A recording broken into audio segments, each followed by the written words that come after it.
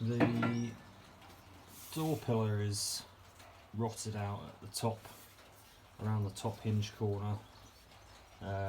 Would need patching in the middle and is really shot at the bottom around the mounting foot. These replacement parts, they don't exactly snap together, but they are fabricated to fit here. You can't misalign the lower hinge holes if you try.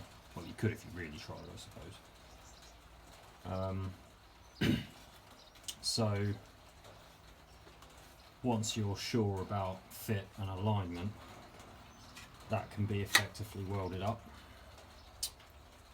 I think it should be welded up. The foot's not actually supporting that pillar if fit loosely like that.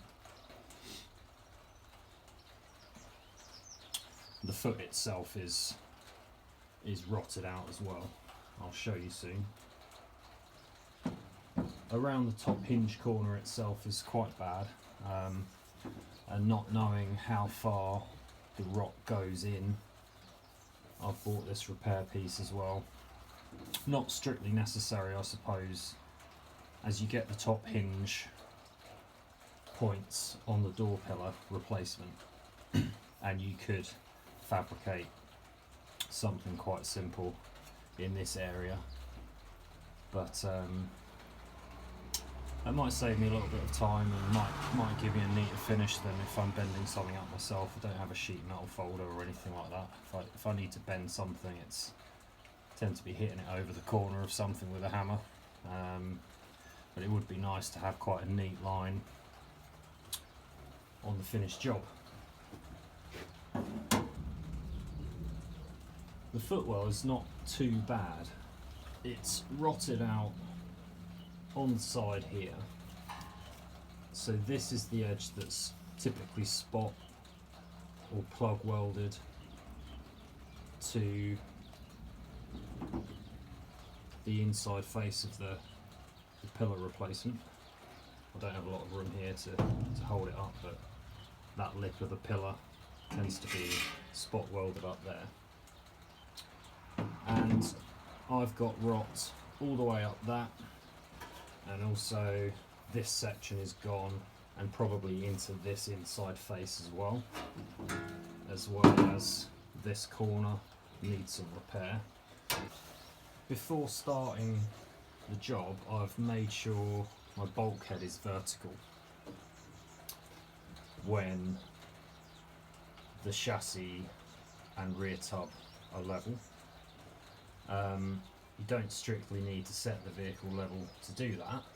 If you've got 34.5-inch gaps between the front face of the rear tub and the door pillar,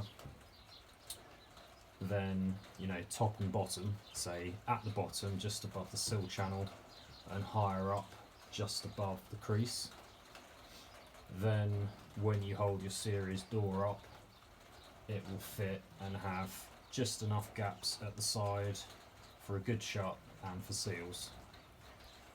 And if you've got that 34.5-inch gap all the way up, then your bulkhead is vertical, it's parallel with the front of the rear tub. So I wanted to know that was the case before I started. I had a bit of fun setting my bulkhead vertical because I had quite a gap to close at the top, over 1/2 inch out. But that's vertical now and all tightened up and sitting straight, so now I can hold my door up and it's a good fit. I'm happy to start now knowing it was a good fit before I started cutting things out. Quite important. So I'll show you now the current situation.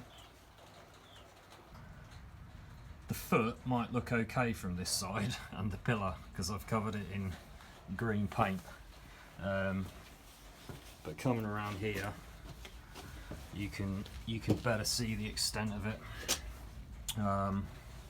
This is door pillar metal. It's gone at the top, it's gone halfway, and it's gone at the bottom. Rung some hinge bolts out in there. This is one piece. It's kind of a captive nut plate in there. This is connected, these two. So I'll be making those, just some small plates with some nuts welded on. And then that's the bulkhead corner. When I get a flap disc on here, we're going to find out how far this goes.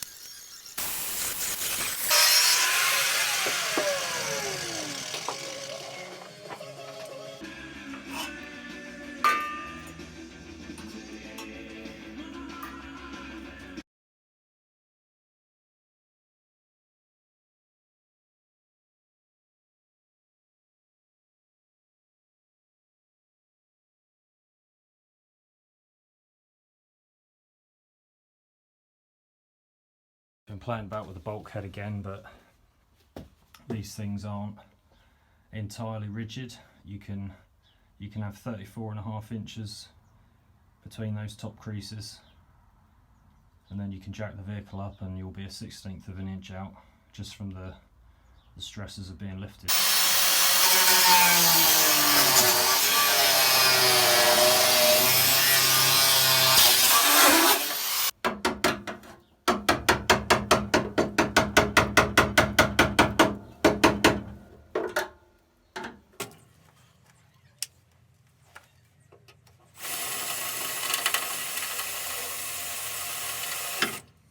Separated the door pillar from the footwell this side. Just using a chisel to pull the metal away and find the spot welds, draw those out, there weren't too many.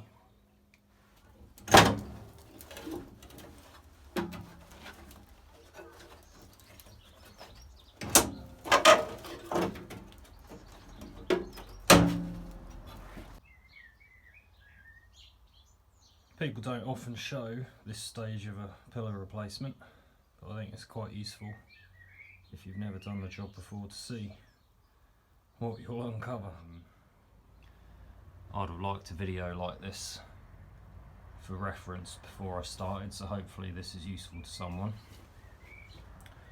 I've got good and bad news really, for me at least. I mean, round, the back face of the bulkhead for me is all fine, and inside, so on my finger, this is all beautiful and solid, which is really great. So you've got sort of layers of metal going up. You've got your footwell, you've got your inside face, you've got this section here I've removed part of. I might remove more, we'll see. This is the upper door hinge area. That'll be double skinned when I weld in new metal. So I'll get the metal from the new door pillar and the metal from the new bulkhead corner, which could also replace this. I won't be saving this this wing shaped section. We'll do some cardboard aided design and replace that, so that's exactly the same. That's a template for what was there, so I can weld that in after. That's just welded along the top of the footwell, and I've got some photos, but I believe the flange of the door pillar as well welds down there. So I'll replace that rather than save the original. Footwell I think will come out to this line, up to there. What I have got to rebuild is this. So this, I said earlier, this cut line wasn't me, and it's rotted out above. So I think this one piece went right into here, probably running a shoulder curve like that underneath the door pillar. So I'm going to replace this on the front of the bulkhead. I can even weld it from the inside and then clean up the front. As for the bulkhead face, Obviously I've cut down here, I'll be welding in new metal. I've avoided this front face is spot welded to this back face. This kind of runs along behind here, and there's spot welds. They look like little dimples. If you clean the paint off, you'll see them. Spot welds are obviously somewhere where this metal is joined to something behind. So if you can start by cutting away from the spot welds, you're not going to hit anything behind. Start small and cut out wider. That's a couple of hours work for me to get things cut out and neat enough, and to have done it gradually enough that I can work out what's what. If I had just cut, you know, gone gun-ho with the grinder sort of thing, I wouldn't have been able to peel the layers apart and work out what was what. I don't think I'd have such a good idea about what should be going in here. This could have got lopped off with the shoulder of the old pillar if I'd gone quickly. Well, I've reached the stage now where I'm starting to offer things up. These door pillars are built to fit series and defenders. This hole here is for a door light, I believe, on defenders, and the wing bolt holes are slightly pressed in on these, unlike on the original. I am considering switching to a replacement pillar that doesn't have those differences. But the other reason I want to try another pillar is because this distance here on my original pillar is actually 5mm more, and I've got a gap between that lip and the footwell, and if I had another 5mm things would line up a lot more. That template I've got taped in there just matches the profile of the shoulder, like on the other side. And I'm just testing that out. I think that having new metal in there would allow me some more plug welds through from the door pillar, as well as restoring some strength, because it is rotted out back there. The bulkhead corner, I'm starting to creep in on a fit. I'm not quite there yet.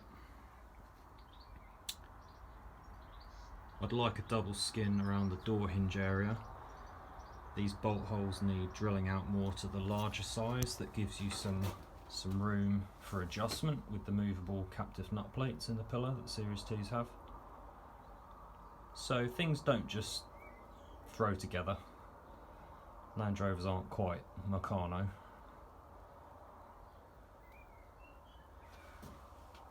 Contacted 2 engineering firms that make Land Rover bulkheads,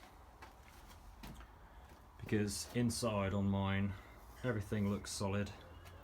There were no remains or any sign on the back here of anything extra being welded in, although on a Series 3 bulkhead I know if you cut this metal out you'll see a stiffener in here. I don't know how if it's welded to the back or the sides or what, but there's something there definitely in a Series 3 bulkhead that I didn't have any rotted remains of when I cut mine open. Now it's either really long gone and all cut out from before, but there's just no sign of anything having been in there. So I've contacted 2 firms that make Land Rover bulkheads to ask if they have any parts or drawings that can help me. So at this point I've got various things in flight and slowly creeping up on things fitting together. So that's probably enough for this video. More progress in part 2.